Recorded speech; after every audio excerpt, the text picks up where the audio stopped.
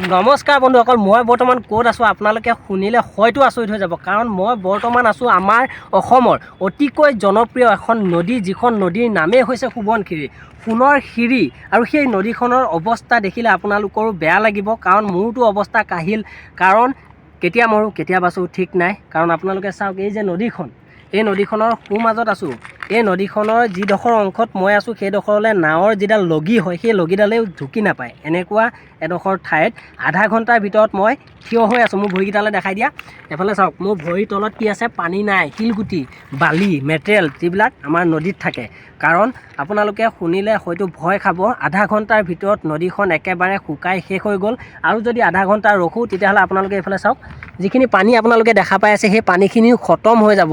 এনেকুৱা অৱস্থা কিয় হৈছে জানেনে? ইয়াৰ এটাই কাৰণ হ'ল, সেই কাৰণটো হৈছে আমাৰ NSPCৰ যিটো জলবিদ্যুৎ প্ৰকল্প, সেই জলবিদ্যুৎ প্ৰকল্পটোত কিবা এটা হৈছে, কিবা এটা শুনা পাইছোঁ, তাত বোলে ভূমিস্খলন হৈছে। আপোনাৰ পাহাৰ ভাঙি পৰিছে, টানেলবিলাক বন্ধ হৈ গৈছে, তাৰ ফলত পানী আহিব পৰা নাই ইয়ালৈ। আৰু সম্পূৰ্ণ পানী আধা ঘণ্টাৰ ভিতৰত, ধৰি লওক একেবাৰে কমচে কম 45 মিনিটৰ ভিতৰত সম্পূৰ্ণ পানী শুকাই গৈছে। আৰু আধা ঘণ্টা বা এঘণ্টা যদি ৰৈ দিওঁ, হয়তো আমি এই পাৰৰ পৰা সিপাৰলৈ খোজকাঢ়ি যাব পাৰিম।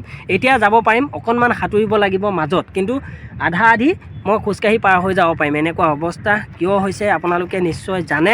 এই NSPC যিটো বনাইছিলে, এটা সময়ত হুলস্থুল লাগিছিলে, NSPCটোৰ জহত আজি আমাৰ জীৱন সংকটত আছে। গতিকে আপোনালোকে ভিডিঅ'টো শ্বেয়াৰ কৰি দিয়ক, আৰু এই শ্বেয়াৰ কৰি দিয়ক, ইমানেই শ্বেয়াৰ কৰি দিয়ক যাতে মুখ্যমন্ত্ৰীয়ে পাওক। এটা সময়ত ভাবিছিলোঁ, আৰু এতিয়া সেইটোৱে হ'লগৈ। আপোনালোকে চাওক, মই য'ত আছোঁ সেই ঠাইৰ পৰা এইফালে চাওক, এইখিনি যে আপোনালোকে শুকান দেখিছে, এইফালে শুকান দেখিছে, এইফালে চাওক, এইখিনি গোটেইখিনি পানী আছিলে। সেইখিনি যে মাজত দেখিছে শিলগুটি, সেই তাতো পানী আছিলে। আৰু এয়া চাওক, এই দলংখন যিখন দেখিছে, দলঙৰ তলত যিখন পানী আছে, অকণমান পানী, তাৰ মাজত যিখিনি শিলগুটি আপোনালোকে দেখা পাইছে, সেই শিলগুটিলৈকে মই পাৰ হৈ যাব পাৰিম। তাৰ সিফালে অকণমান পানী আছে, সেইখিনি অকণমান দ হ'ব, কাৰণ তাত আগৰে পৰা দ।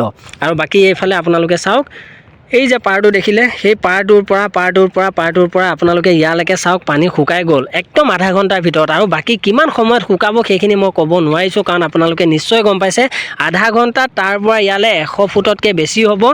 100 ফুট পানী যদি আধা ঘণ্টাত শুকায়, তেতিয়াহ'লে কি অৱস্থা হ'বলৈ গৈ আছে হয়তো নাজানো। আৰু অলপ আগত ইয়ালৈ অহাটো সপোন আছিলে, আৰু এতিয়া দিঠকত পৰিণত হৈছে। এটাই কাৰণ, ইয়াৰ কাৰণটো হৈছে NSPCত যিটো কাহিনী আজি ঘটিলে, সেই কাহিনীটোৰ ফলত পানী যিখিনি শুকাইছে, ভাবি চাই লওক আপোনালোকে। মই বৰ্তমান ক'ত আছোঁ, এইখিনি চাওক, শিলগুটি কেনেকৈ ওলাই গৈছে পানীৰ পৰা, শুকাই আছে, কেঁচা কেঁচা অৱস্থাত আছে। আৰু এতিয়া মই খোজকাঢ়ি আহি আছোঁ এইফালে, আৰু এয়া হৈছে ভৰ সোৱণশিৰি বুকুৰ।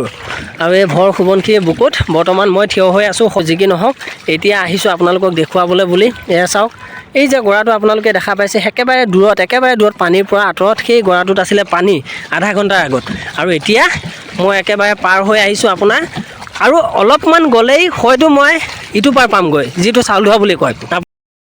ভিডিঅ'টো আৰম্ভ কৰাৰ আধা ঘণ্টাৰ পাছৰ এই প্ৰতিচ্ছবি আপোনালোকে চাওক, কেনেকৈ সোৱণশিৰি নদীখনৰ পানীসমূহ সম্পূৰ্ণৰূপে নোহোৱা হৈ পৰিছে খুব কম সময়ৰ ভিতৰতে। ইয়াৰ একমাত্ৰ কাৰণ হৈছে সোৱণশিৰি জলবিদ্যুৎ প্ৰকল্প, যাৰ ভূমিস্খলন হৈছিল, আৰু তাৰ ফলতে সোৱণশিৰি নদীৰ পানীসমূহ আবদ্ধ হৈ পৰিছিল, যাৰ ফলত বৰ্তমান সময়ত সোৱণশিৰি নদীৰ পানীসমূহ একেবাৰে নোহোৱা হৈ পৰিছে। এতিয়া আপোনালোকে ভিডিঅ'টো যিমান পাৰে শ্বেয়াৰ কৰি দিব, কাৰণ সোৱণশিৰি নদীৰ কাষৰ ওচৰ চুবুৰীয়া যিসকল লোক আছে, যিসকলে গাঁও পাতি বাস কৰি আছে, তেওঁলোকৰ জীৱন হয়তো বিপদ সংকুল হ'ব পাৰে। গতিকে ভিডিঅ'টো শ্বেয়াৰ কৰি দিব, যাতে ওপৰৰ ব্যক্তিসকলে ভিডিঅ'টো পাওক, আৰু অতি সোনকালে ইয়াৰ কিবা এটা উচিত ব্যৱস্থা লওক, কাৰণ নহ'লে হয়তো কি হ'ব এয়া ক'ব পৰা নাযায়। গতিকে ভিডিঅ'টো আপোনালোকলৈ আগবঢ়ালোঁ। যদিহে আপোনালোকে ভিডিঅ'টো চাই আছে, তেন্তে প্লিজ ভিডিঅ'টো শ্বেয়াৰ কৰি দিব। ইমানেই জনালোঁ, হয়তো ইয়াৰ পিছত কি হয় সেয়া মই ক'ব নোৱাৰোঁ। আজিলৈ ইমানেই, ধন্যবাদ।